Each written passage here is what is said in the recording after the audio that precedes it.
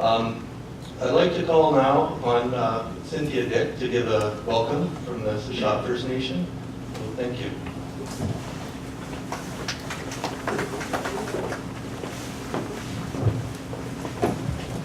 Good evening, everyone. Kuklama Cynthia Dick, Sechot Aksuk. I'm the elected Chief Counselor for Sechot First Nation. I have my daughter here with me, Uklama Shubich, Mamashli MT Ariana Watts, and I'm very excited to be here tonight. I am very excited that a group of Port Alberni community members were able to make this happen. I was gifted the book, An Army of Problem Solvers, from a close friend of mine, and just changed my perspective, and it couldn't have come at a better time. And one of my favorite quotes from the book is, "Solutions bring people together rather than drawing dividing lines." And it's just such a fitting day. I started the day with an extraordinary general meeting with the Nuu-chah-nulth Nations, and then went on to do a meeting with the Reconciliation Committee, which is made up of members from the Sechot, Kupichasit, and the Port Alberni community at large. And somebody asked me, they said, afterwards, they said, "Is it weird working with non-Indigenous people?" And it was kind of a very funny question, and I brought up that quote, and I said, you know, too often we focus on our differences and drawing those dividing lines. But we're at the most opportune time in history where we can start bringing people together and start focusing on solutions. And it's really amazing because we all have the same vision, and that's to create happy, healthy, whole communities where everyone has an equal opportunity to live a good and successful and full life. And that's the kind of solutions that I want to be a part of, and that's the kind of foundation that I want to, help lay for our future generations, for people like my daughter, and for the generations yet to come. And I'm so excited to see a room full of problem solvers, and I can't wait to see what kind of action comes out of just the movement that is starting. And it's so amazing. I know Port Alberni is moving in that direction where we're going to come together and we're going to create amazing opportunities, and the future is looking bright, and I'm very excited. So, cheer.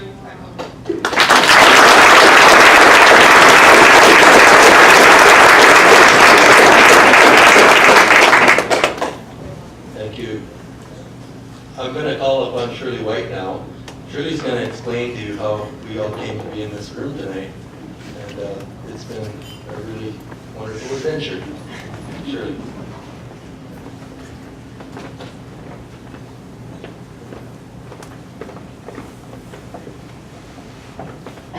You have arrived at this event that has taken months of planning and networking.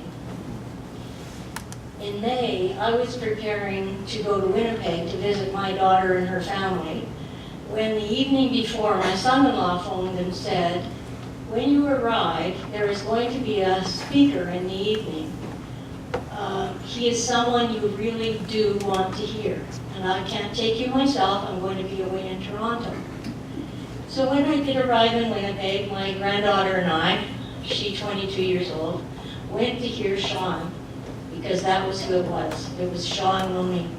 We went to hear him, listened, went away without speaking to Shaun, and in the car on the way home, we were both so excited with the possibilities that we could see coming from the kind of ideas that he had.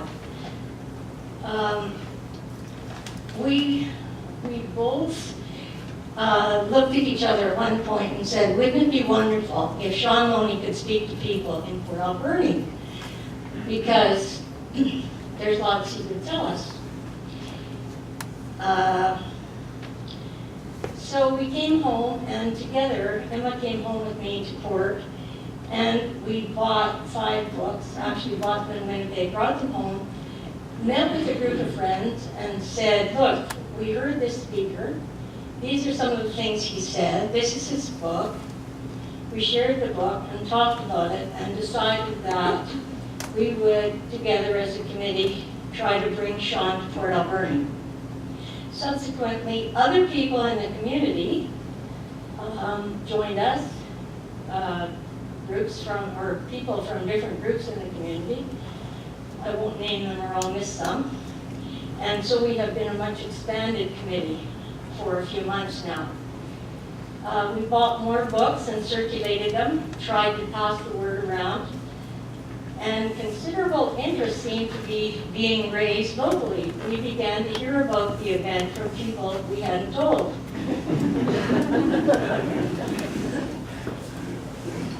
In the audience here, I'm very much aware that there are people who are already working as problem solvers in the community. There are people working on social enterprise. There are people working because of the lack of prosperity of some of the members of our town. My hope is that light will be shed, that new roads will be opened, and that contacts will be made this evening that will mean real change in our community. Now you're probably wondering if she's ever going to get around to introducing Shaun. I will tell you that Shaun is a successful, experienced social entrepreneur. His history is very well documented on the internet and in his book. The ideas he's going to share tonight are working in other places. They are not hypothetical. He has spoken widely, both in Canada and other countries. When I first talked to him, he was in Scotland for an extended time. He's won many awards, and he's all ours for the evening. Please welcome Shaun Loney.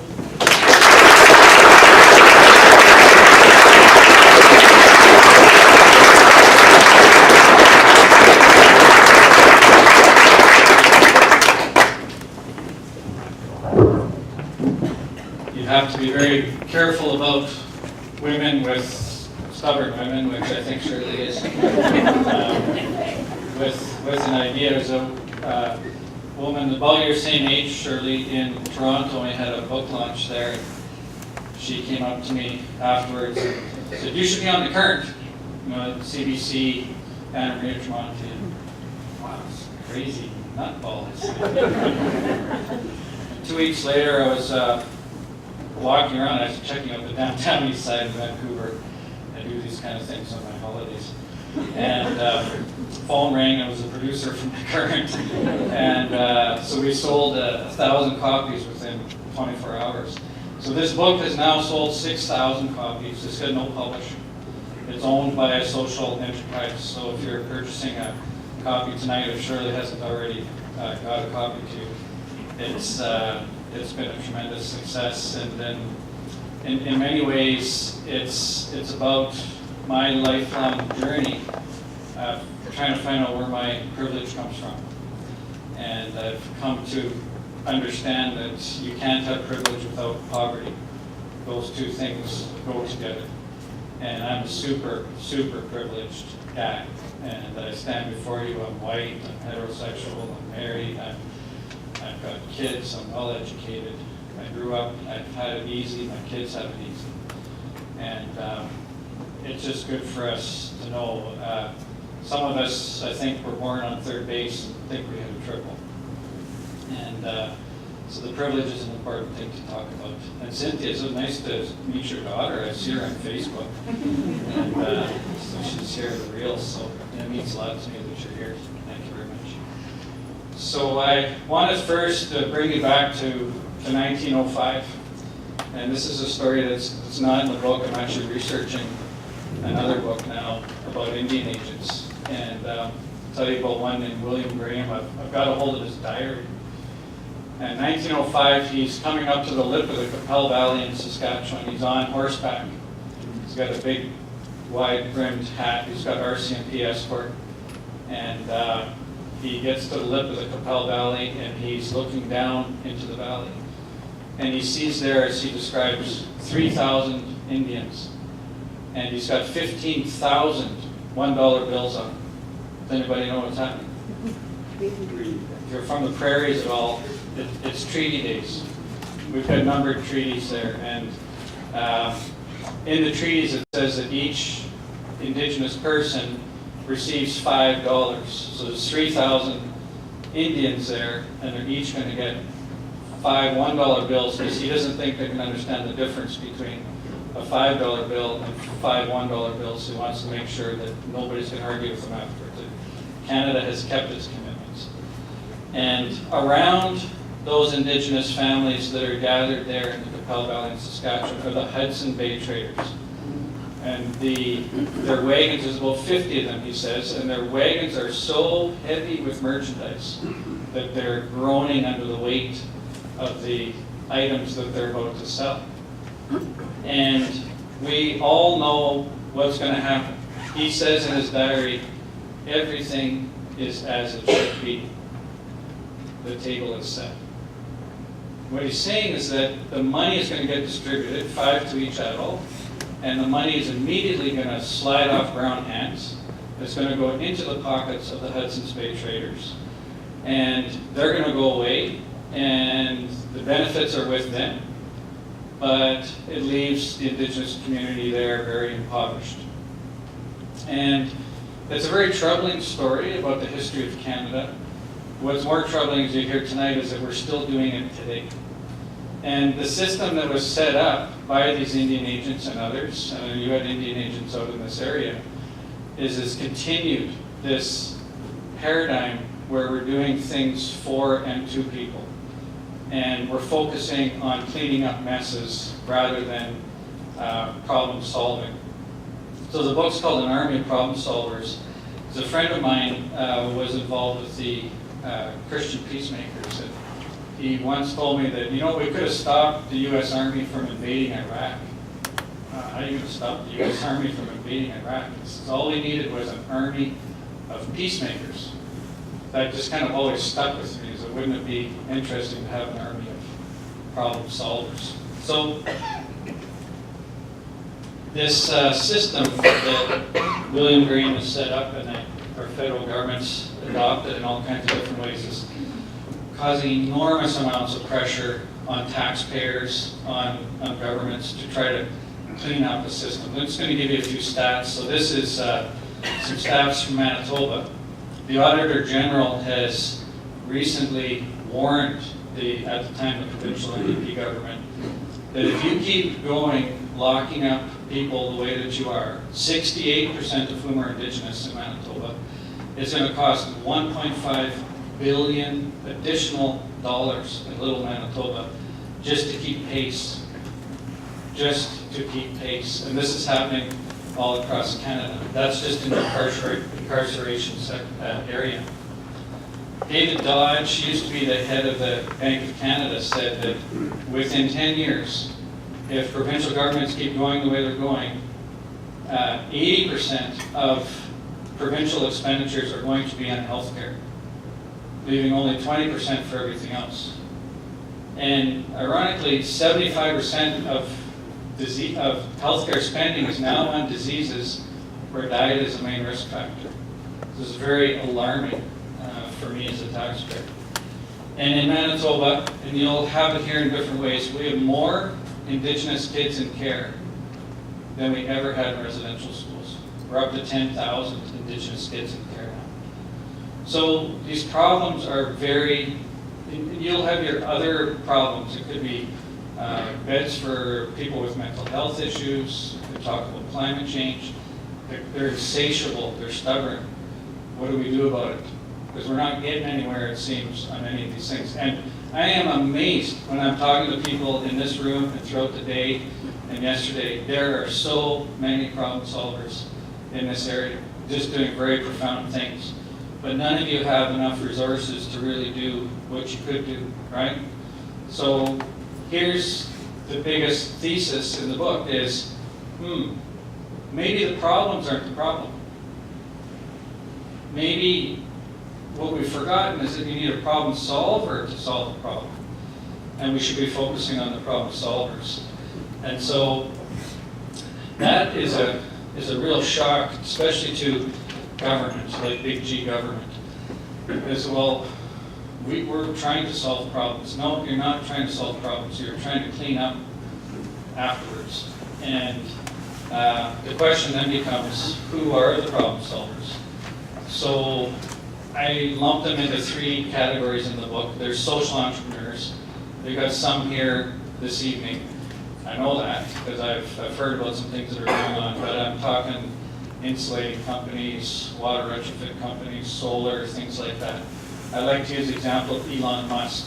And these are people that are trying to transform industries. If you're interested, anybody in Port Alberni, in an electric car manufacturing business, Elon Musk from Tesla has put those plans on the internet. He wants you to compete with them. Most entrepreneurs aren't going to do that. And electric cars are coming down so fast in cost that they'll be probably $25,000 each within 6 or 7 years. Add a driverless vehicle to that component that is going to do as much work as 10 cars, because while we're sitting here tonight, cars will have dropped us off and they will have gone out to pick up other people to do other things. Just incredible to me. Already in Dubai, the taxis are driverless. This is not some fictional thing. This is happening, it's happening now. So you've got one car that's doing as much work as 10 cars, and that car is 6 times more efficient than the cars we're driving now. You'd be nuts to invest in a pipeline, really, or any kind of fossil fuels as far as that goes. There will be so little demand for it within 10 years. The costs of solar are coming down and down and down. In fact, solar has religiously doubled for 25 years in the amount of solar that's out there. And now it's at 1.5% of global energy. So you got some math experts in the room. So 1.5 times 2 is 3, and then 6, 12, 24, 48, 100 basically. 6 years. There's revolutions happening. So it may take a little longer for manufacturing to catch up and so on, but fossil fuels are not going to be needed, and it's social entrepreneurs that are making this happen, and that's very exciting. And these things can happen really quickly. I saw a picture on the internet the other day of a Easter parade in New York City in 1900, and there were thousands of horses. 1913, same photographer, looking at it from the same angle, same parade, 1 horse, and 1,000 cars. 13 years later. So what's happening is the paradigm is shifting quickly, but now it's shifting in social innovation, which is what I wanted to talk about tonight. And social entrepreneurs are making that happen. Small farms and local food movement. I visited the Healthy Harvest Farm in CMHA. This community should be very, very proud of that and other activities that are happening, and we'll transitional. Port Alberni has a food hub as well, and there's other things going on in the community that I heard about previously. And super exciting. Food is a really good place to start. In Manitoba, we have 300 of these farmers that are small, and they don't use pesticides, and they don't use commercial fertilizers. Well, Lake Winnipeg, we have a phosphorus problem, and it's because the farmers are using so much phosphorus on the land to grow that it rains and eventually finds its way into Lake Winnipeg. Well, these farmers don't use any of that, but they're also selling directly to customers, and that means that they're not processing the food. And that is the main thing that is going to cause a reduction in our healthcare expenditures.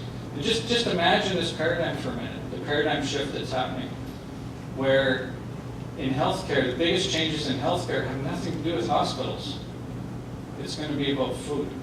I find that really, really interesting. And think about in the technology sector, the biggest taxi company in the world owns no cars, Uber. The biggest hotel chain in the world owns no property, Airbnb.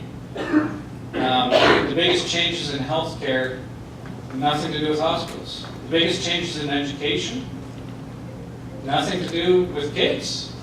It's going to be focusing on the parents, or on the teachers, sorry.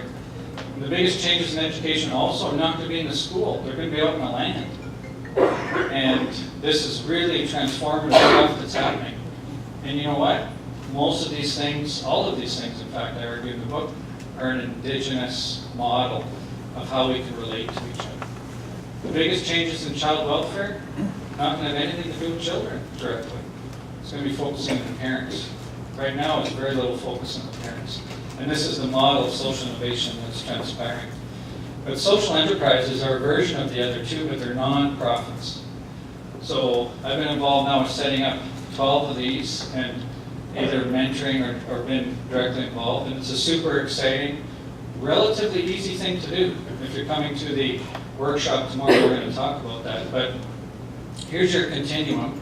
You've got charities on the left, like things like food banks or soup kitchens, which are great.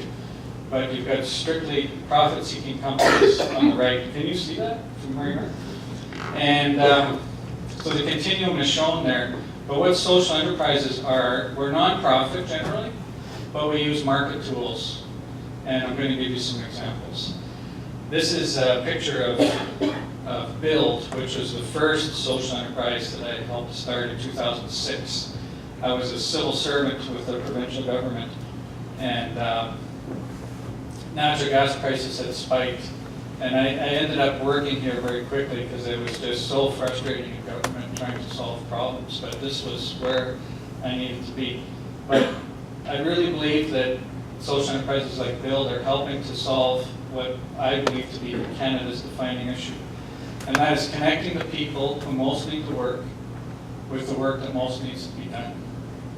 And Build has hired over 700 people, almost all Indigenous, mostly male, vast majority with criminal records, no driver's licenses, no work experience. So that's the people that most need to work. And what they've done is lowered utility bills in low-income housing. 17,000 low-income households to date.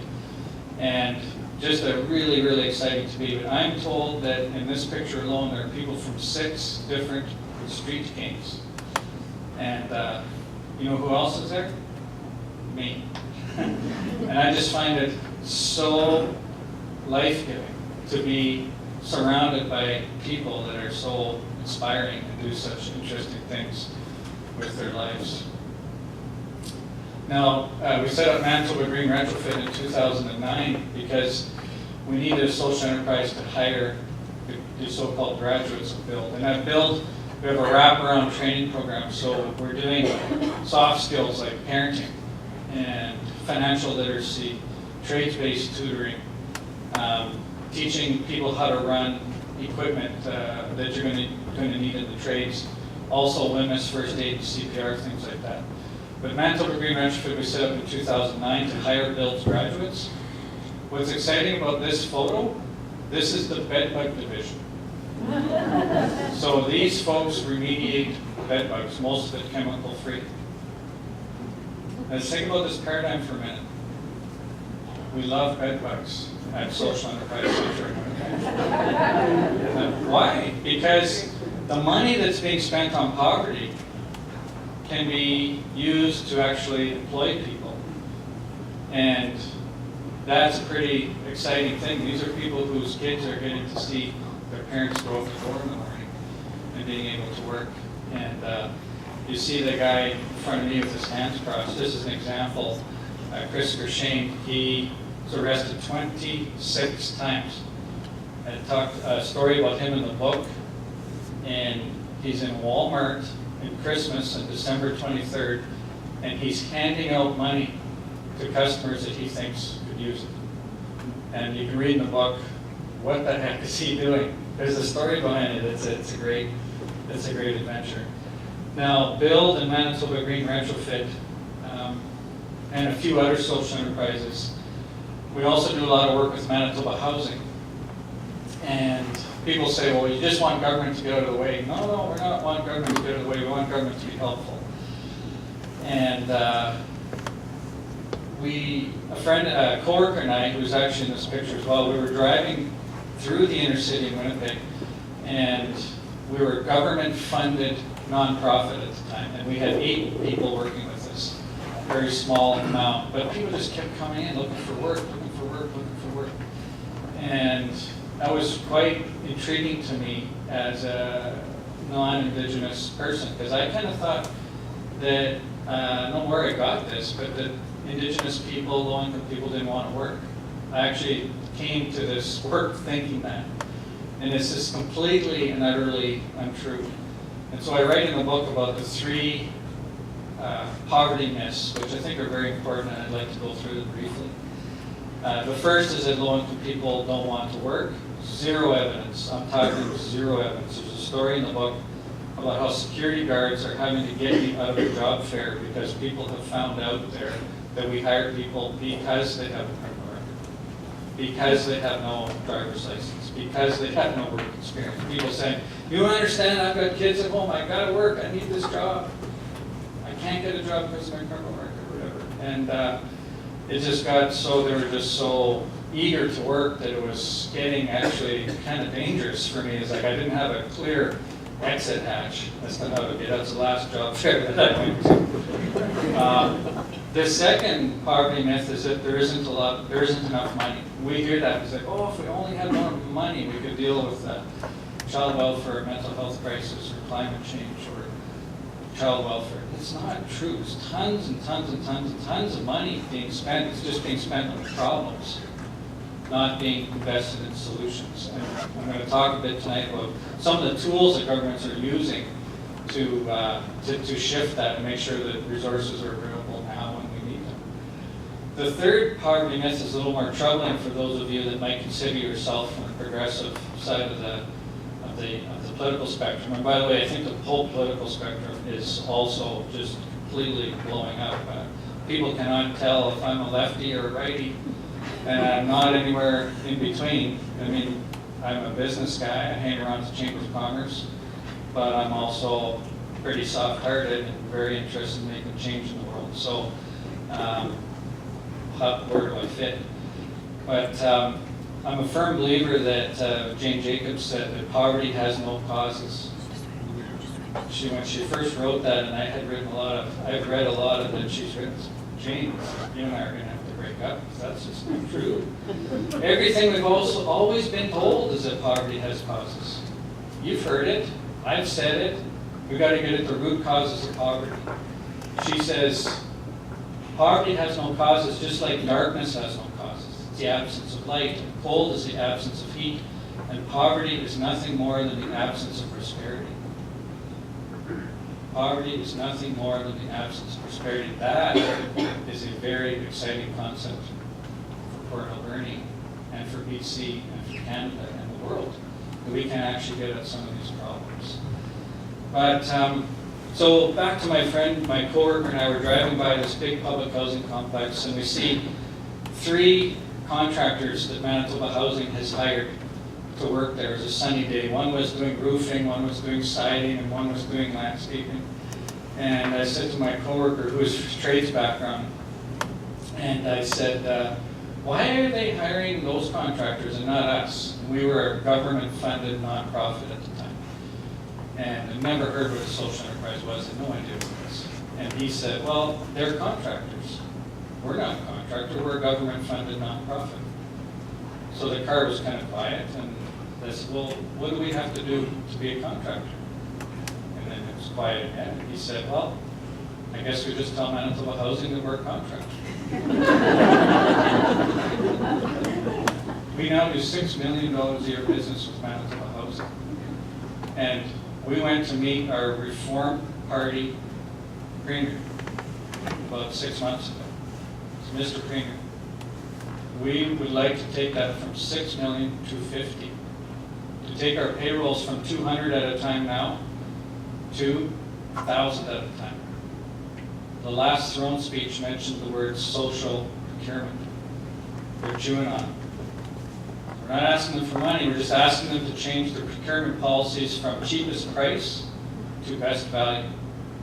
So we know we can close jails down in this country by doing this type of thing. Social procurement, you're going to hear more about it. Justin Trudeau, in his mandate letter to the Minister of Public Services, has written in there, I don't think he knows what it means, but somebody in his office does, which is great, has written in there social procurement. And she advises us, our sector, that the most exciting thing that Cabinet is discussing these days is social procurement. It's coming to this country. And that's pretty exciting. So we're gonna be able to hire more of these folks if that comes about. Now, this is a picture of Aki Energy. Aki is an Ojibwe word for earth. And we've done $8 million of geothermal work on 5 different First Nations with no government funding. Because we're changing the rules. Remember William Graham, he's coming down. He's gonna invest in these Hudson's Bay traders is basically what's happening.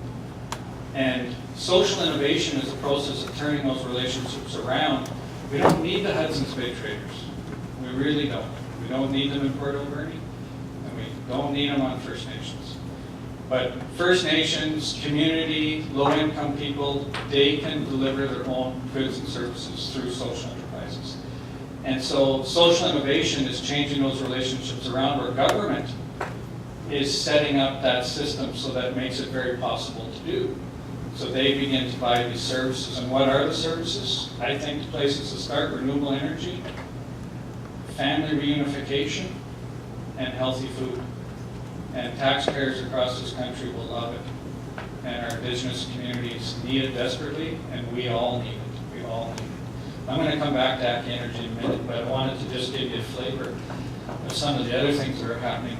The CEO of Aki Energy is a former chief of the Garden Hill First Nation. And he said, can we go to my home community, Garden Hill? And it's an Ojibwe community, Ojibwe nation. I said, sure. He said, I want to get geothermal going there at home.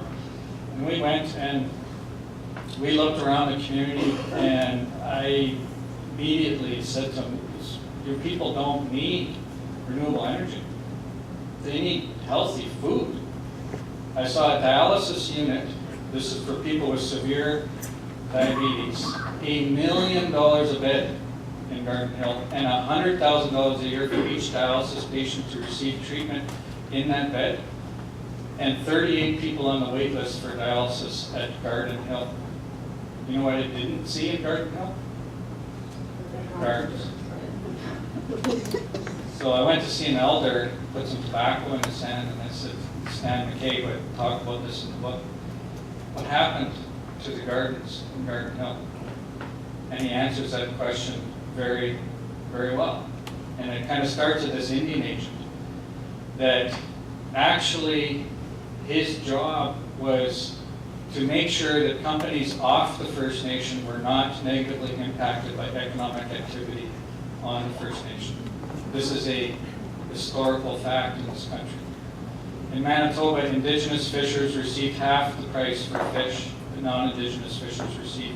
In Saskatchewan, the residential schools trained students to be farmers and then prevented them from selling their grain off the First Nation. They're actually pretty good farmers. The residential schools did a good job of training little farmers, but then prevented them from being successful.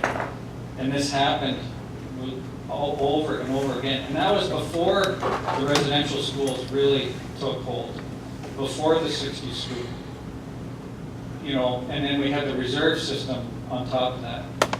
And I came to the quick conclusion that, well, with residential schools, we were taking the Indian out of the child.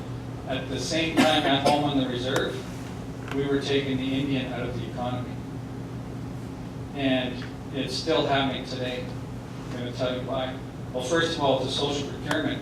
Governments are buying goods and services from companies when they could be getting much better value by buying more from social enterprises. But we started a farm.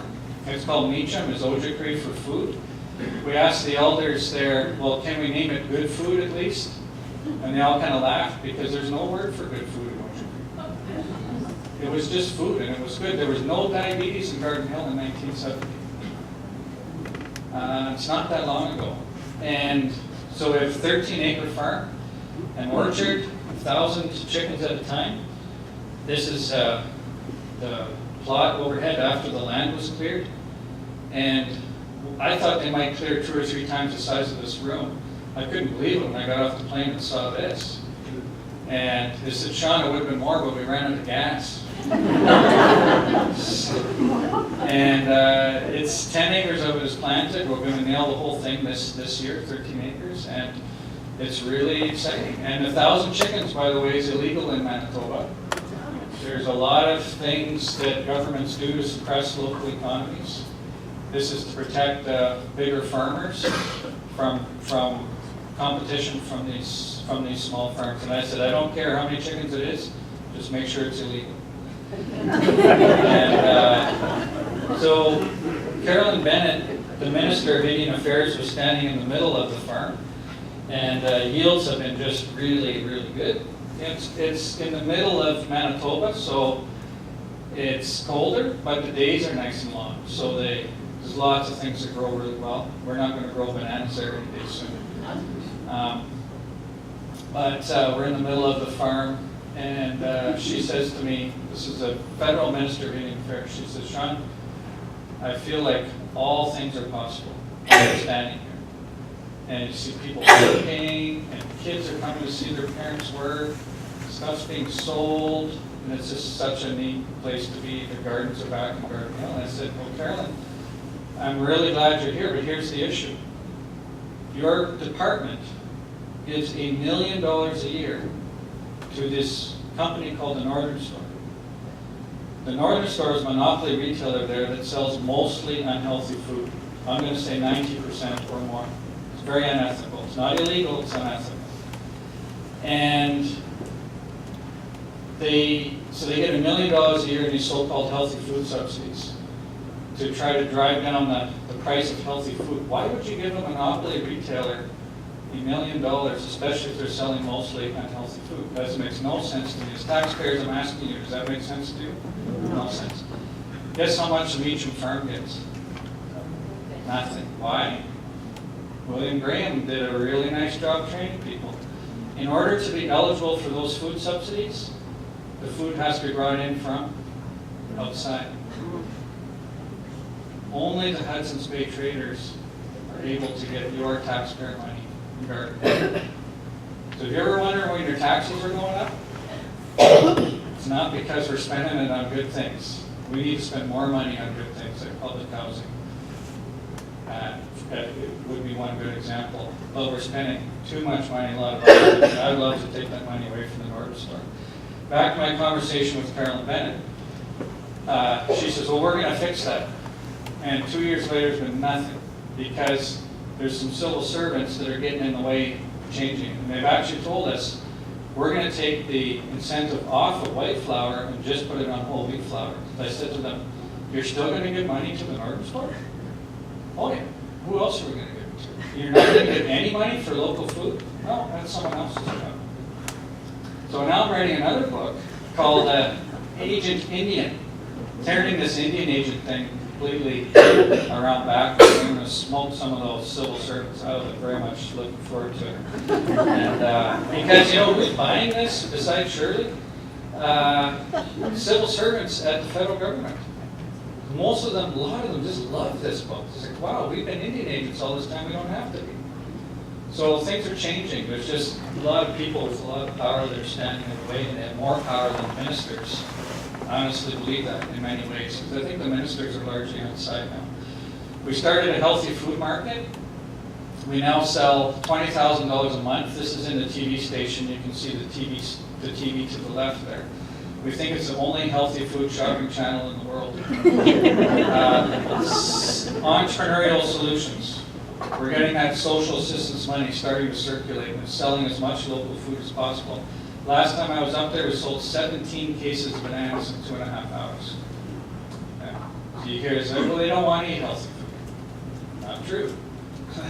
Not true. So, school to farm, we're bringing kids from the school. You can see here they're planting seedlings. They're learning in Oaktree what that's all about. And they each get their own farm plot. And now we're selling healthy food boxes. And we're giving people who are on social assistance and people who are working with the First Nation the opportunity to voluntarily ask if their check be deducted. So you're not gonna see this, but what you need to know is that one healthy food pack is $153, and another one's $270. So split the difference between those two healthy food packs. We think we can get up to 200 healthy food packs very quickly. 25 deliveries a year at $200 each, that's $1 million. We went and asked, that's the same amount of money that the Northern Store is getting, but this isn't, we're not asking for funding. We're just recirculating money that's already getting spent there. And that's what's really exciting. Nonprofit, but using these market models. And it's going to provide a lot of revenue for the farm as well. And our Manitoba operations are based out of this building. It's an old CPR mail sorting facility. It's 30,000 square feet. And some of my coworkers, we were looking for a building because we're located all over the place, and we're all paying people money for rent that already had a lot of money. So why don't we buy our own building? I was thinking something much smaller, but we're completely filled up, and actually soon we'll be looking for new facilities to add on to this. But the model is spreading. So Brandon, Manitoba, the Canadian Mental Health Association pays a social enterprise there called Brandon Energy Efficiency Program, and they're changing their name because they're doing much more than energy efficiency. They built 6 houses completely from the ground up with Canadian Mental Health Association money. That just makes total sense. Employing their clients, people that are feeling good to be working. Building up in Toronto as a relationship with the Black Daddies Club. And the Black dads are getting together, and they were saying, you know, we're trying to be better parents, we're reconnecting with our kids, what we really need is jobs. And so they have a $3 million operation there now, and they only started a year and a half ago by a now 26-year-old guy that just graduated out of business school and said, I want to do something with my life. His dad was super disappointed with him because he's a super wealthy guy and was just really hoping his son would follow in his footsteps. And his son, he's very happy with him now that he's seeing the difference that he's making in his life. But his son is just really happy. His name's Mark Sobrano, that he gets to hang around with people that are really enriching his life. Impact Construction is in St. John's, Newfoundland. It's now the largest residential contractor in St. John's. And the federal homelessness people are starting to do business with Impact Construction because they're realizing if they're going to pull homeless people off the street, they're going to do really well with a house first, Housing First program, but they're going to do even better if they have some employment opportunities.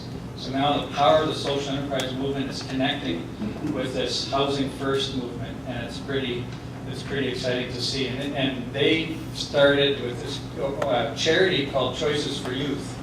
So you see these nonprofits and charities starting to set up social enterprises. It's pretty exciting. Now, I didn't have anything to do with this, but I wanted to share with you because I think there's similarities.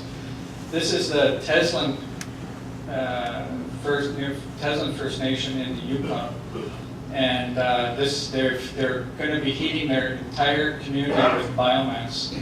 And so people bring in, local band members bring in the wood. It's weighed. So they weigh the truck on the way in, unload the wood, and then weigh it on the way out. And they different prices depending on how dry the wood is. The drier, the better the money. They wood chip it, and then they burn it and distribute the heat in the community.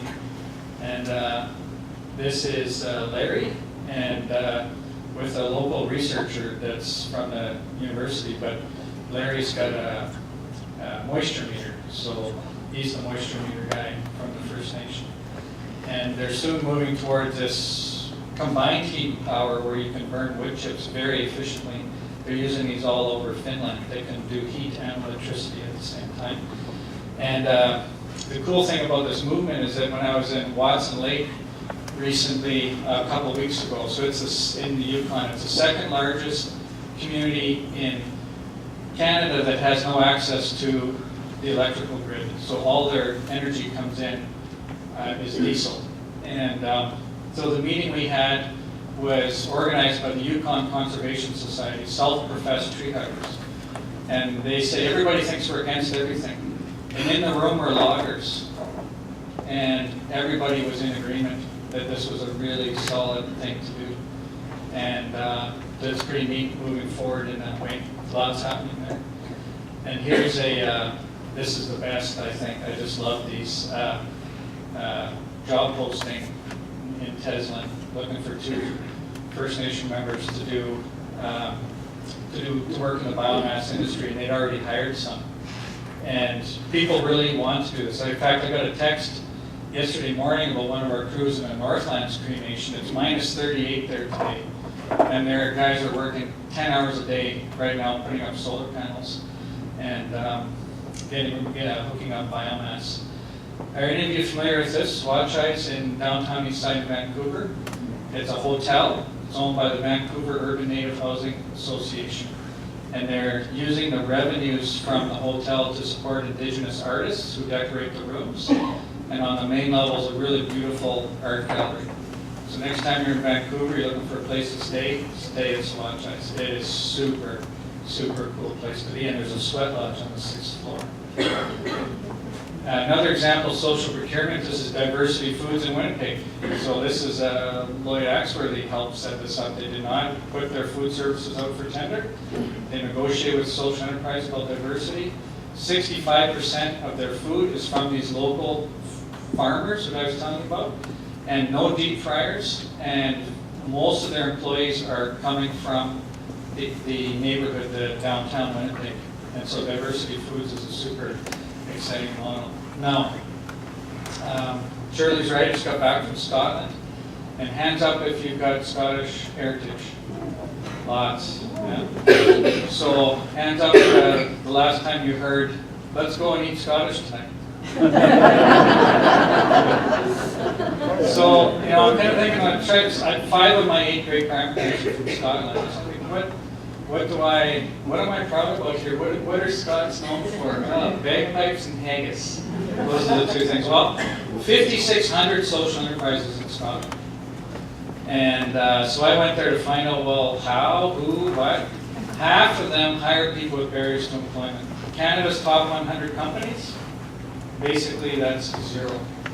2/3 are led by women. Canada's top 100 companies, anybody want to guess? 2. And the average wage differential is 2.5 to 1, meaning the average CEO of these social enterprises makes 2.5 times as much as the average worker. Canada's top 100 companies, 7,465 to 1. So I'm asking you this.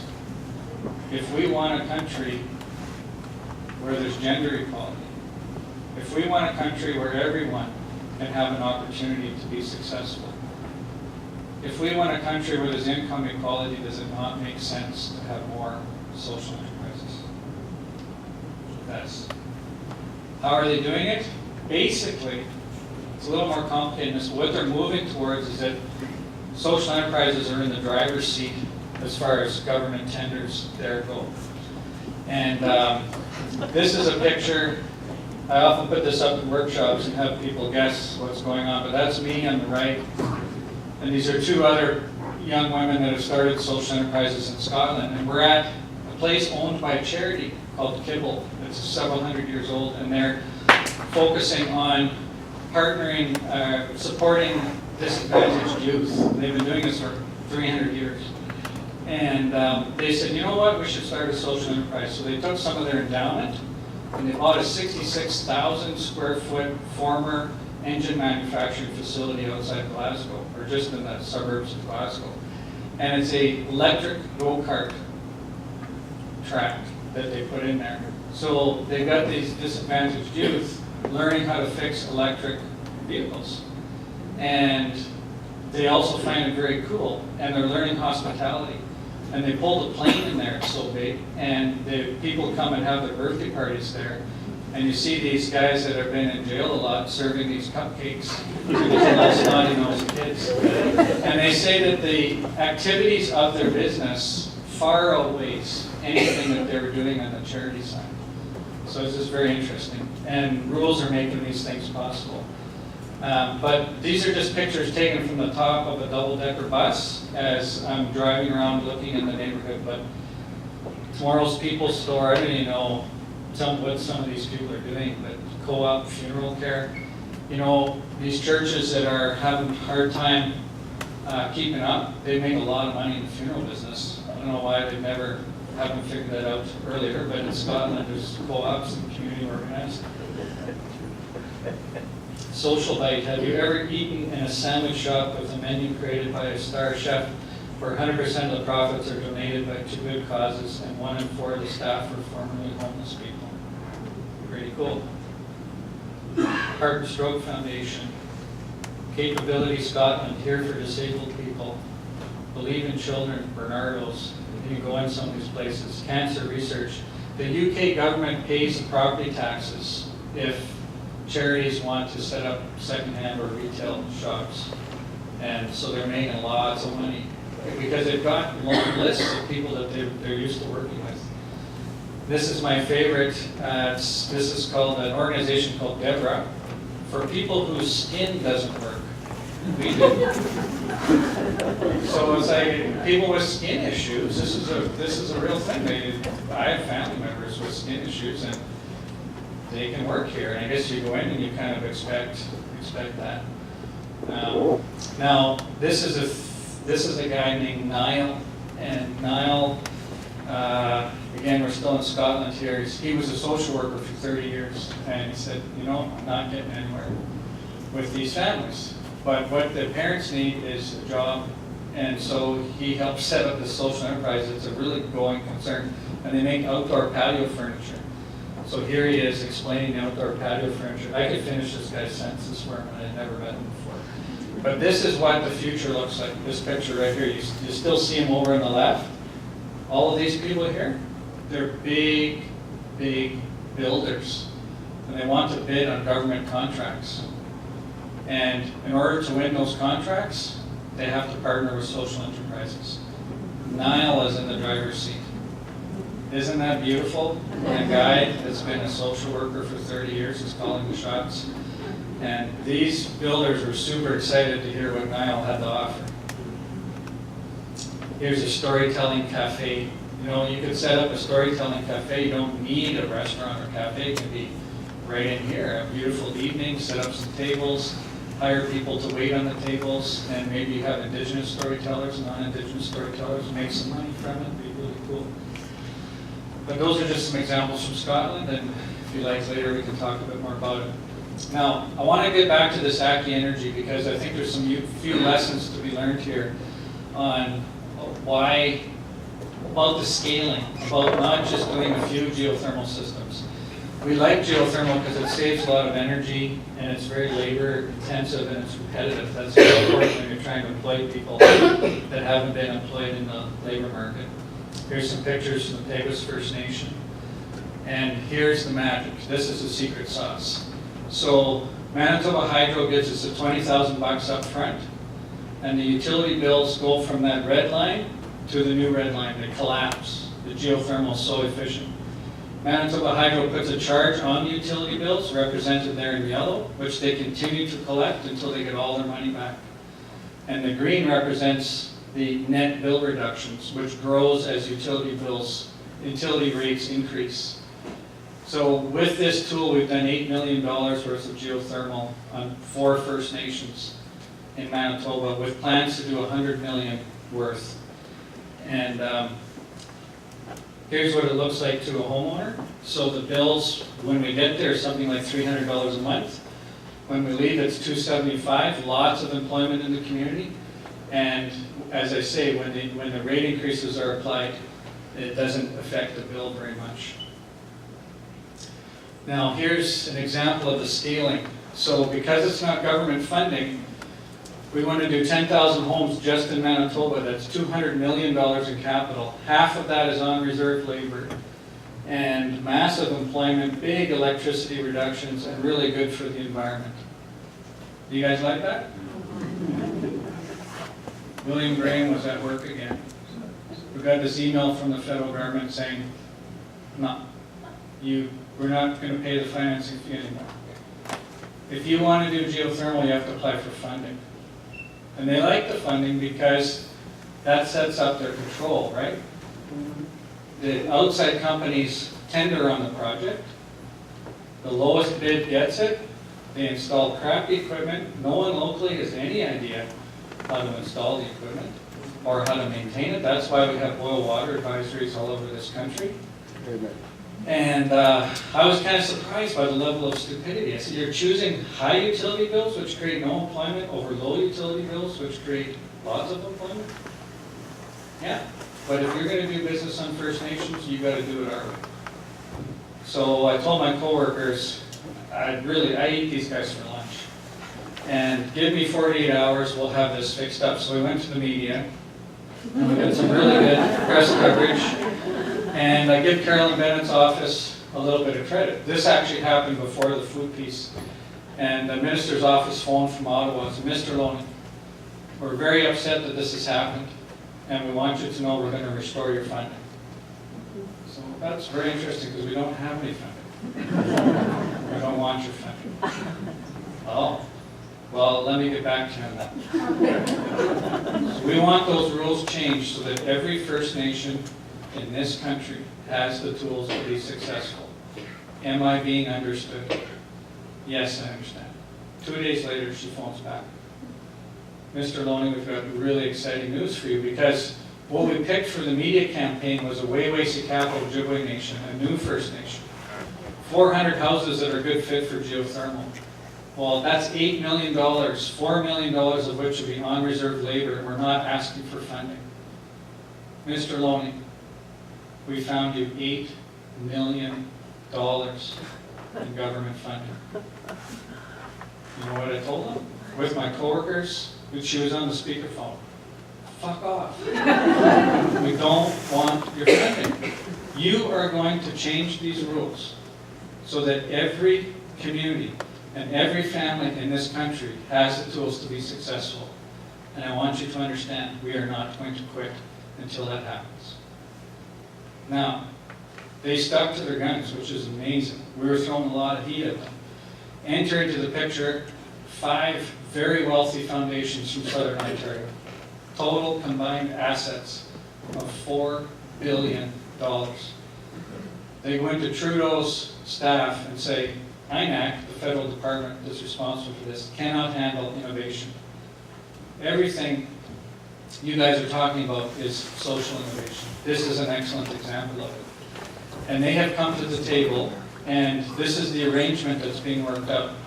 Foundations are going to provide Aki Energy with the $200 million. They're going to take their money out of the oil sands, out of diamond mining in South Africa, and bring it home and do interesting things with it. And the results are going to be verified independently, and the foundations are going to be paid back by a central pot of the federal government. And that is an excellent example of what social innovation looks like. Partly because there's no limit to the amount of funds that are available right now for solutions, but also they're not just paying for utility bill reductions. They're also interested in 3 other things, and this is important. Carbon credits, not a huge surprise. The number of people we can take off social assistance, and family reunification, because we're going to integrate parenting. And this just happens when people get jobs that don't have jobs before, they reconnect with their kids. So that's happening, folks. It's happening because partly Army of Problem Solvers, partly because we've all been pushing on this for some time, as it's soon there will be resources available for problem solvers and for solutions now. I want to just briefly tell you about Northlands. So it's a diesel community, and imagine hauling diesel in from Texas. And in and around the community, there's lots of water. This is a lake-based geothermal loop, so being put in the lake instead of the ground. And these are real, live, denny, young people becoming experts in how to do lake-based geothermal. Here they're walking the loop into the lake. So when it's minus 20 outside, I guess it's minus 38 there right now, below the ice, the water is 4 degrees Celsius. So it's a really good source of cheap heat. And we're also doing biomass there, which isn't hooked up yet, but it's coming. Here's the chief standing in front of biomass wood chips. It's a really important resource.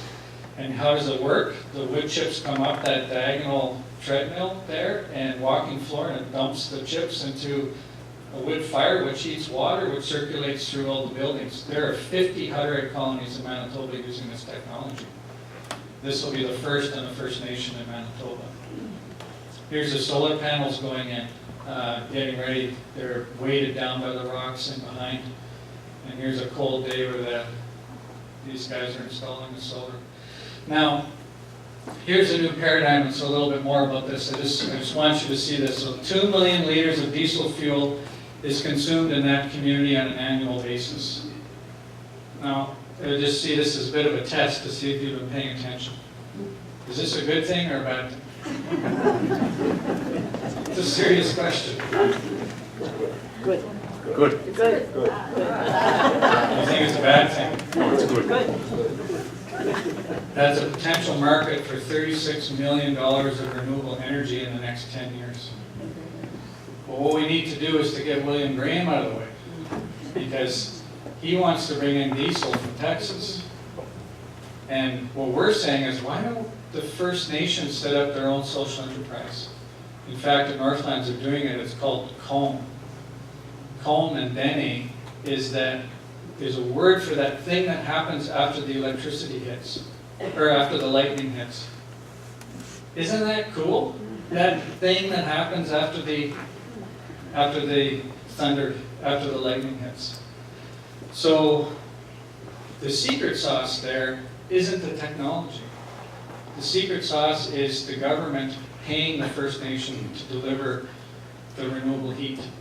That is what's going to make every diesel community in this country be able to be transformed without government funding, and also give the business case for these social enterprises to be successful. And that's pretty darn exciting. Now, government funding can be used for things like training, for ramping up capacity in First Nations and getting them ready for these things, but it's not needed for the capital. The business case is there already. And so the biggest thing about social innovation is just realizing that there are two kinds of money. I'm just going to wind up with a story here in a minute. But there's two kinds of money. So there's the government funding, which we all know and are used to. It's limited, and there's not enough of it. And then there's all the other money that's being spent in the economy anyways, or by government anyways. And that black can represent things like child welfare. $1.8 million to keep a kid in care from baby to age 18. There's Indigenous nonprofits in Winnipeg's inner city that have an 80% success rate of keeping the kids with his parents for $20,000. But there's no money for it. So these tools are emerging that are getting that money available to social enterprises, and that's really, really exciting. So I just wanted to finish with a story, and then if you have any questions or comments, I'd love to hear them. It's about 2008 this time, and the Harper Conservative government, Gord, you'll probably, were you in MP then? Not then. Well, you'll remember probably that they were increasing the number of people that are going to be incarcerated. Remember the mandatory minimums, get rid of the prison farms, making it hard to get a pardon. So we were really upset at this point in time. They're coming after my coworkers. So, and that means they're coming after me. And we organized this huge protest in front of the legislature.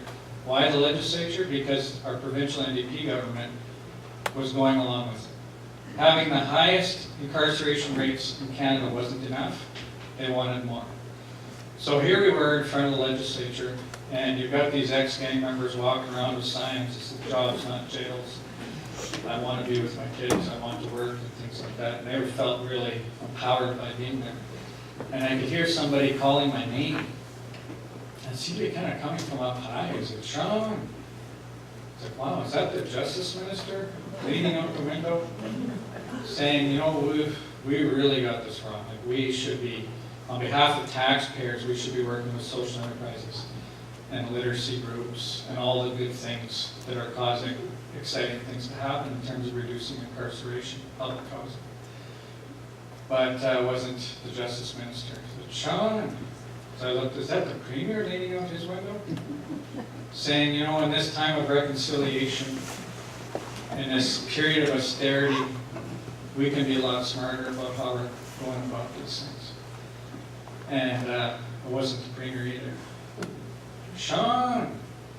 And I looked up on the roof of the legislature. Was a former co-worker of mine named Carson Bruce. Who's Carson Bruce? And we'll get to what he's doing on the roof of the legislature in a minute. Carson Bruce is this young Cree man that came to us to build, and he dropped off his resume. He was actually in between crack deals when he dropped his resume, which qualified him for a job. And he did super well. He took everything. He took parenting classes. He got his driver's license. Did you know that 75% of jobs that these guys have access to require a driver's license? And 700 people we've hired at Build, not one of them has had a driver's license. You know how hard it is to get a driver's license? If you're not like grade 11, 12, in school and have a family with a car and license, very, very, very difficult. That seems really wrong to me. But Carson did the parenting classes, the trades-based tutoring, the financial literacy, all of that stuff. He did really well on the job site. And the last time I saw Carson, he came into my office and he says, "Shaun, I'm really excited. I got a job with this big construction company." I said, "Wow, Carson, that's just awesome." I got up and gave him a hug. And he says, "Yeah, and I rented a 3-bedroom house." "You rented a 3-bedroom house?" He says, "Shaun, I'm getting my kids back." Isn't that something we want to hear more of in this country? I'm getting my kids back. So, give him another hug and a kiss. This is an ex-gang member. These guys are pussycats. Very affectionate and loving and caring and kind. There's a few bureaucrats I wouldn't describe in those terms. Some of the civil servants we've met, by the way, are great, and we call them entrepreneurs. They're the nemesis of the Indian agents. And they're at work too. And they're making a difference, because every good thing that's happened here has been the result of entrepreneurs also working away from the inside. Maybe we have some entrepreneurs here tonight. So the next question is, what's Carson Bruce doing on the roof of the legislature? Are you curious? He's got a hard hat on. He's working for this construction company. They've got some kind of trades contract. They're fixing the roof of the legislature. And he hollers down something at me that day, which I will never forget. But I don't think he was just talking to me. I think he was talking to you too. "What are you doing down there?" It's like, here we are focused on these problems. And the solutions are so great and so easy and so affordable. And everybody agrees. When we went to meet with the Premier about ramping up our social procurement, we brought the Chief of Police and the Chamber of Commerce and some big construction companies with us. Everybody's agreeing on this. We just need government there too. And it reminded me, I met Wilton Littlechild, who was a Truth and Reconciliation Commissioner. And I was at an event in Calgary that I was speaking at. He was right before me, and somebody put up their hand and said, "Wilton, what does reconciliation mean to you?" And Wilton didn't have an immediate answer. And I thought to myself, Wilton, you're commissioner of the Truth and Reconciliation Commission. You have to have an answer to what does reconciliation mean to you.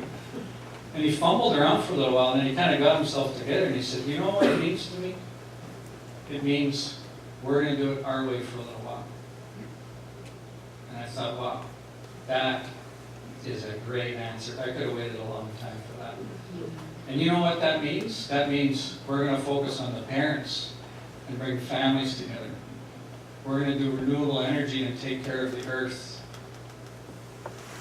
We're going to make this place a kind and caring economy where everyone has a role to play. That I'm all in on. And so when Carson Bruce yelled down at me, "What are you doing down there?" I'm all in. Hope you are too. Thank you very much.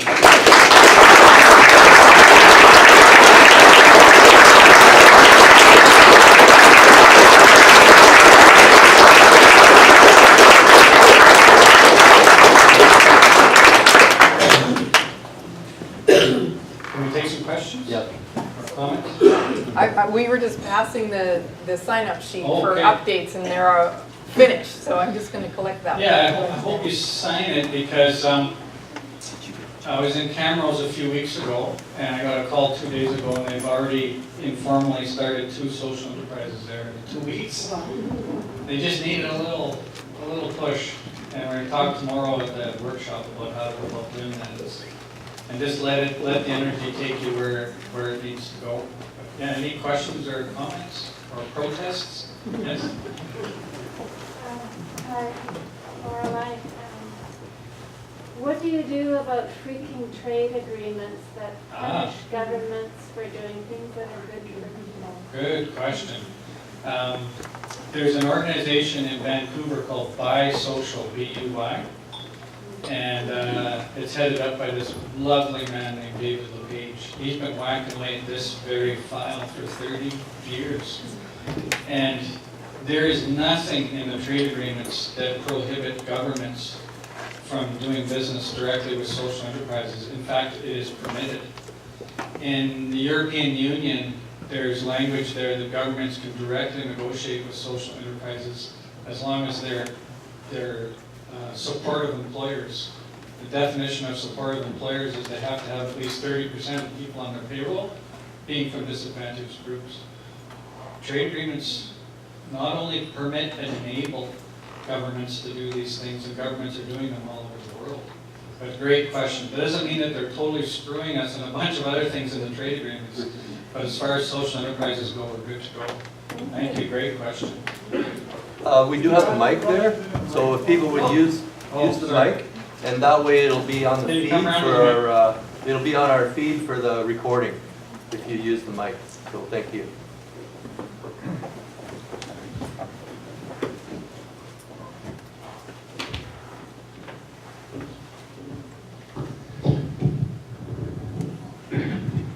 I have a question about the local food growing, the local growing of food, and I have seen that there's a committee from Congress that's looked at one of the responses of North Korea, and now they seem to have a hydrogen bomb. They can apparently I was explode. waiting for Trump to come into this. Yeah, when He doesn't know everything. they can apparently explode it in the atmosphere, and that would destroy the internet.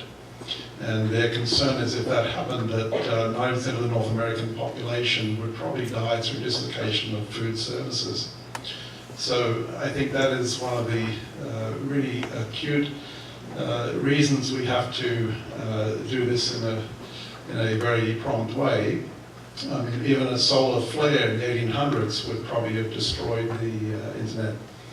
And I think the long-term concern is that we won't wind up being delivered food by drone from an international company with no competitors. Have any of you heard of Victory Gardens? Good, yeah. That's after, what was World War I, World War II. But my father-in-law and my father, both deep in their 80s, remember planting these Victory Gardens. And we can grow enormous amounts of food locally, like in our yards. You're in an ideal place here where there's lots of local food. We have to cover up our tomatoes outside right now. Also, in addition to that local food component, I spent some time in the book debunking this idea that we need corporate agriculture in order to feed the planet. That actually the yields with locally grown food, like what I saw today at Harvest, Healthy Harvest, is just as good per acre as with the big guys. Isn't that interesting? The economies of scale, some economists are saying, actually work backwards. So we got all the tools we need to be successful. It's a great comment. Thank you very much. Actually, if I can ask another question. I think that healthcare is an area where there's a massive need to change the direction in which we're headed, and how do we start with a social enterprise to fund innovation that is looking at patient-centered outcomes and population-based approaches that are more around eating well and being active. So thank you very much, and if anyone else is interested, just come up to the mic, but I like that this little thing here has a lot of tools that can be used. So there's this app that's been developed now, I talk about it in the book, called Carrot, something to do with the carrot. I'll remember in a minute. Come on, I thought you guys all said you read the book. Carrot rewards. So the way it works is that you exercise a certain amount a day, and you eat well and track it on the phone, that you actually get air miles and movie scene points and things. And it's dramatically changing people's habits. They're called nudging. It's like nudge economics. So I think that and sometimes the solutions are different than what we think. And I would love to get this technology being used at places like the Garden Hill First Nation, because first of all, if you say to a kid that's a Winnipeg Jets fan, we'll take you to a Jets game, but you got to do what your doctor says. There's lots of kids. There's 50 kids in Garden Hill with diabetes. 50. But you got to enter your stuff into the iPhone. You got to do your homework, and you got to do your Ojibwe lessons in the evenings. I know kids would eat grass to get to Winnipeg Jets. So I let them drink it. go ahead and ask your question. I'll pick up a bit more on healthcare stuff too. My question starts with a response to the gentleman that was just speaking. I'm an unemployed health educator, and there's not a lot of jobs available for health educators that don't fit in the model of Right. VHA and the mainstream.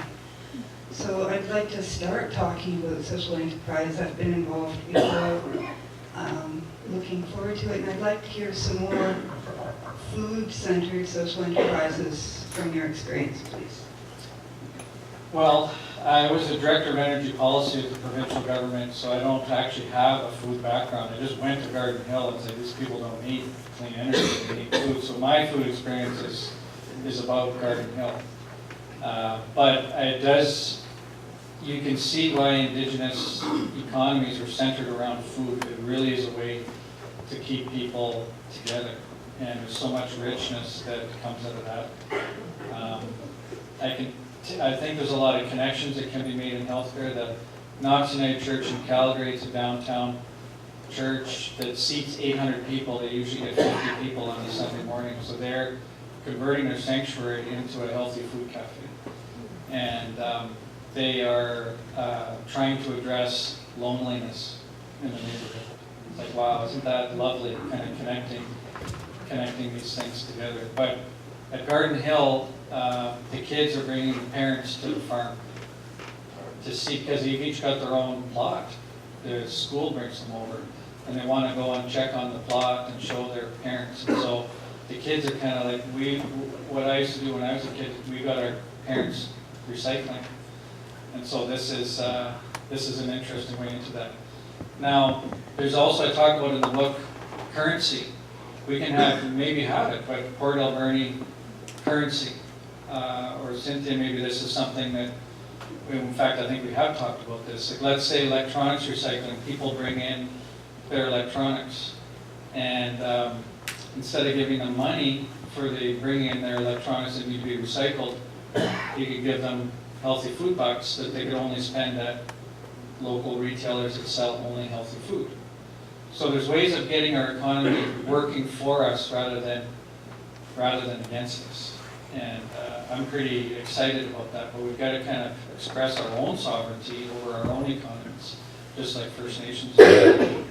But food is really, really central. And taxpayers should be really interested in this discussion as well. Yes, sir?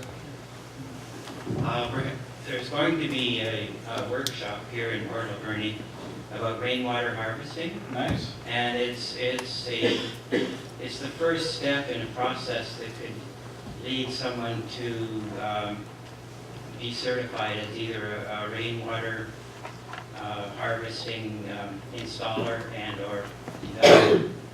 And but this is $500 to go to this workshop. And there is some federal money that's subsidizing people to go, but most of that is going to government people from the municipalities, which is good for them to know about this, but it's unlikely that they're actually going to go ahead and become an installer. And wouldn't it be a good idea for some group in town to subsidize people to go to that? Yeah, $500, that's pricey. But neat idea about catching the rainwater. My mom got me to take out our cistern at the old house with a sledgehammer when I was 12. Doesn't make sense to me now. At the time, it seemed to be okay, but houses are being built even differently now. I think we need to get building codes so that we're capturing rainwater again and having it not go into the sewer. I mean, the main reason why we have flooding issues in Manitoba, partly it's climate change, we have more extreme weather events, but it's the farmers getting rid of all their water. These big egg farmers are getting rid of all their water so they get on the land quicker in the spring. And the massive amount of costs that are associated with flooding. We've had great flooding on the Red River, and now more recently the Assiniboine River. These 100-year floods are coming every 5 or 6 years. And so the International Institute, you'll love this, International Institute for Sustainable Development, is an engineer there, and he's designed these big areas that are mimicking marshes, because the marshes are all gone now. They used to, when it rained, they used to hold the water, and the birds are there. So mimicking the marshes that'll retain the water in the spring and actually provide irrigation to the farmers. So they're actually selling water from these big artificial places, but they're also growing plants that can be harvested for using in biomass, and cattails. I had to think of the Gordon Lightfoot song. Cattails. And so there's all kinds of different services, but the most valuable thing that would do is take out the top 20% of the water that would be coming in flood years. And there's some massive savings to government.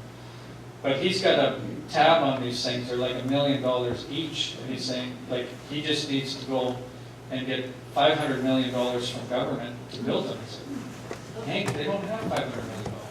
They're too busy spending it on flood mitigation. So, but what he can do is get that money from impact investors like these foundations, and then government can pay them back as the savings are incurred. And in that way, there's no money that's needed up front, so it's a really good example of social innovation. Yes? I've got a question for you, but if it's possible just to hear how many people in the room, by show of hands, are familiar with food forests. Yeah. Okay, so we've got a resource that knows about food forests. Do we have a resource that knows about local exchange trading systems, the LETs, alternative finances? So there's resources in the room, people who know about that. One of the things that I'm curious about, a lot of emphasis on biomass. I'm very curious about biogas. Is that also one of the things that you're encouraging people to move toward? Well, the only thing we focus on is technology that we know that works. And I've heard that biomass can have difficulties environmentally, but I'm not up on that technology, so I don't know if that would work or not. But nothing of what we're doing is experimental. It's the social innovation that's important. And that's why I was kind of talking about how quickly things go. Like when the system and the environment is just right. Just imagine in 13 years this example I was giving you about cars being introduced in New York. I think that's coming with social innovation. It's going to be very fast, so we're going to need lots of food forests. In California, there's major bucks being paid to communities to maintain forests for carbon sinks. And they're actually cutting the trees down in the last 10 years of their life and putting them into chipboard and other things to keep the carbon locked up, because there's a lot of value for that in the economy. And in BC, you had the first carbon tax, And there needs to be some more that goes along with that. It needs to be distributed in innovative ways, but price on carbon is helping making some of these things. But the money should be going towards helping people lower their bills. So put it into insulating, into electric cars, into solar panels. Because people don't care what their rates are. Can anybody tell me what your water rates are? Yep. Farmers. Is anybody what the rates are, like $1 per cubic meter? Oh, I wish. People care what their bills are. So a water retrofit, here's an example, a municipal example. A water retrofit program, $400 for a social enterprise to install a very high functioning toilet that uses very little water, aerated shower head, which people love, and faucet aerator. $400, and we can even install some light bulbs for that. Well, the $400 can be paid back on your water bills. $25 a month for 16 quarters, 4 years. The city would get all of its money back. But the bills, they're going to go up $25, but they're going to go down $75. So people are $50 better off right away. And in Winnipeg, we have a $200 rebate for people to install low-flow toilets.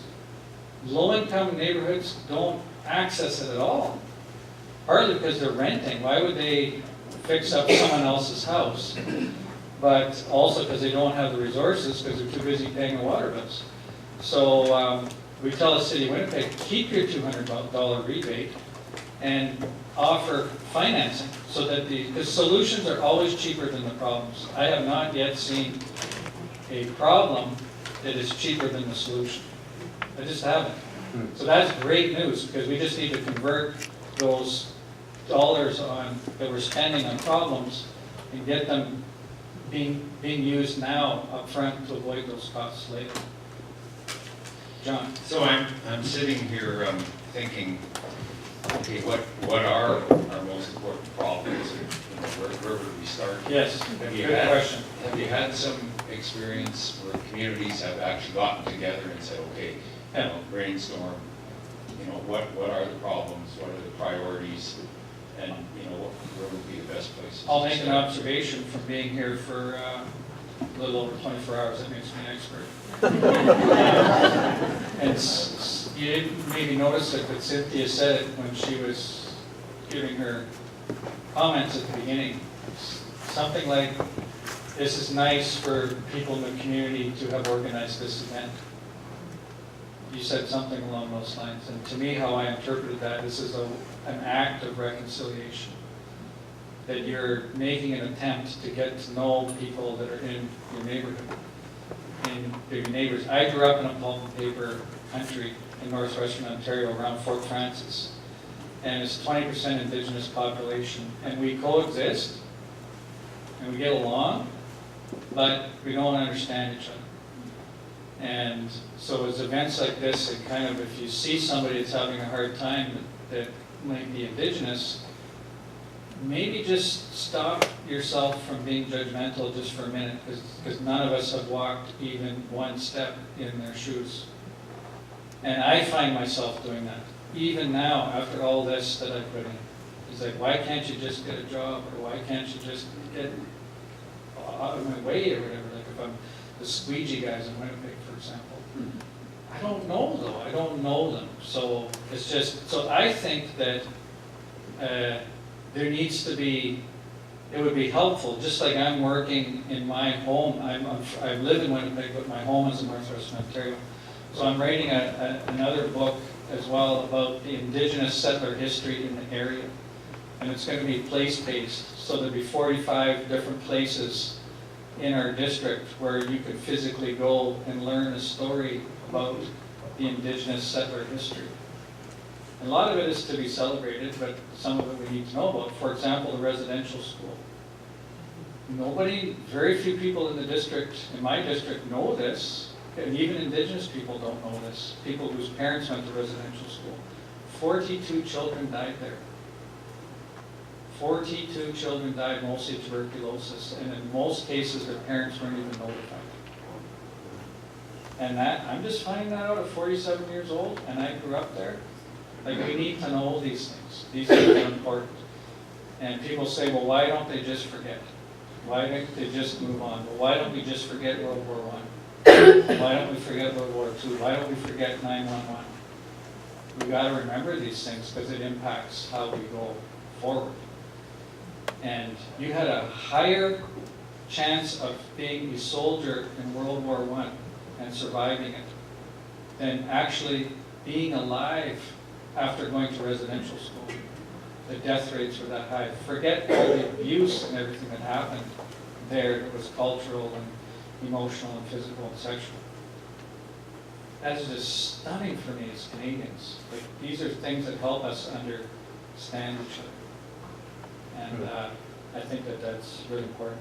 So I think we're winding up. I just wanted to end with one thing. So, in the book I'm writing, the other book I'm writing about the Asian Indians, I'm going to talk a bit about the energy of money. And the social enterprise in Camrose that has been going now for a year is Cree-led, and it's called Naval, which is 4 in Cree. And they're installing solar energy and doing really, really well at it. And the guy that started it tells me, he says, Shaun, you know, when we look back on this time in human history, we are going to remember it as the time when the hunter kept all of his hunt. Wow, is that ever interesting? Because it feels like that to me. It's like we want more. And if we're always wanting more, we can never have that feeling of having enough. And abundance is about saying, I've had enough. You can't feel abundance unless you have enough. And I think that it's pretty exciting that we're moving from a problem-making paradigm into this beautiful, indigenous, problem-solving paradigm. And that we're going to go together. Another thing Milton Littlechild said about reconciliation is it's a bit like walking on the train tracks. You know, when you're kind of going on your own, you keep falling off. But if you got a friend on the other track and you're holding on, you can walk a long, long ways before you fall off.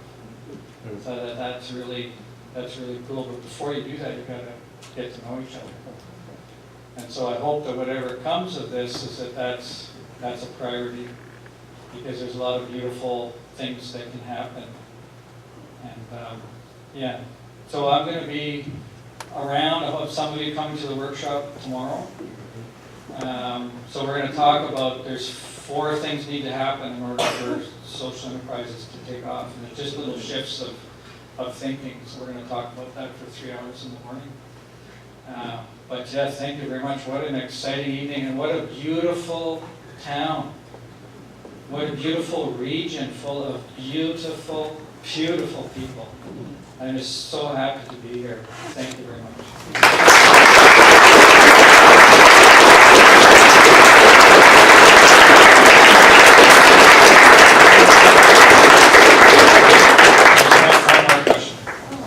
Thank you very much. Unless you want to talk later. I'm happy to do that too. Oh, let's do that. I think, Okay. yeah. Okay, great, thanks.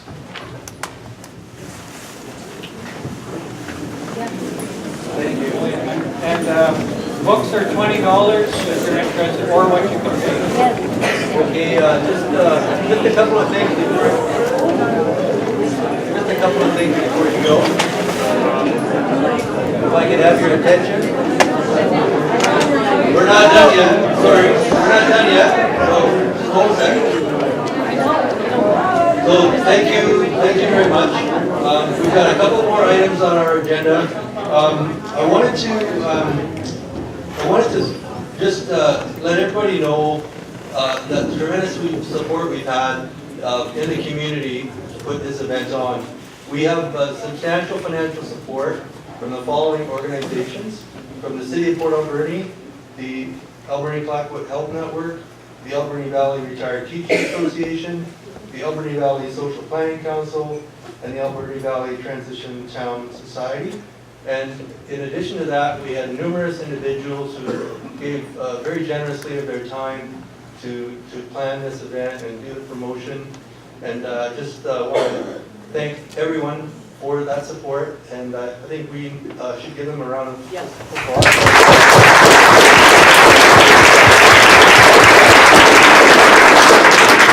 That was, Shaun, it was exciting to hear this paradigm shift.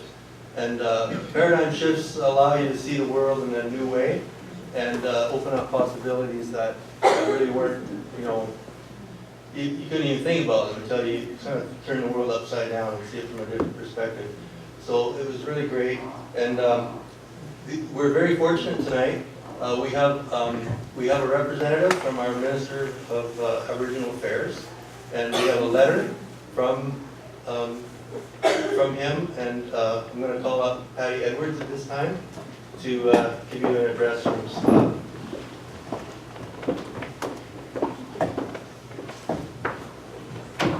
Thank you. This letter is written by Scott Fraser, and it's addressed to Shirley White and care of the Shaun Loney Planning Committee of Port Alberni, BC. Dear Shirley White, on behalf of the Government of British Columbia, I send my greatest respects and regrets that I could not have been here in person in the territory of the Hupachessit and Sechot First Nations to participate in the public event regarding an army of problem solvers. Fostering reconciliation is an important issue in the Alberni Valley and throughout British Columbia. Our government is working to improve the quality of life for Indigenous people through new economic partnerships, revenue sharing, and closing the gaps in health, education, skills training, and employment. It benefits every British Columbian if we can work together to create the conditions for stronger, healthier, independent, and Indigenous communities. This is exactly what Shaun Loney has outlined in his book, An Army of Problem Solvers.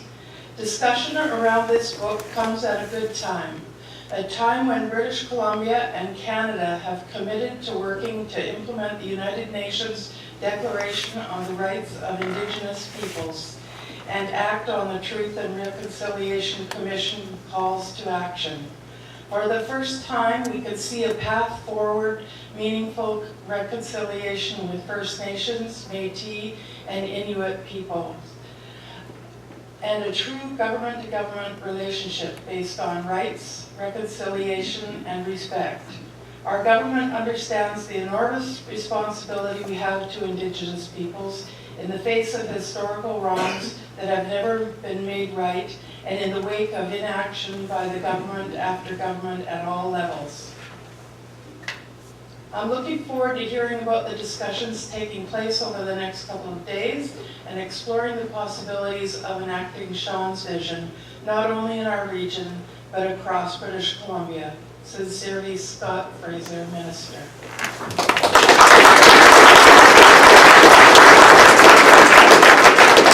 Thank you, Patty. And now we have our MP, Gord Johns. We're very fortunate to have Gord with us this evening. And Gord, I'm just going to ask you to make some closing remarks, and then that'll be it for the night. So thank you. Thanks. I also would like to recognize the unceded traditional territories of the Hupachessit and Sechot people. It's been a great night, and Shaun, you came here, you brought, as Chief Dick talked about earlier, there's a shift happening in this community right now. And Shaun, what you did is you brought a lot of inspiration to our community, and really a shift in the momentum that we need.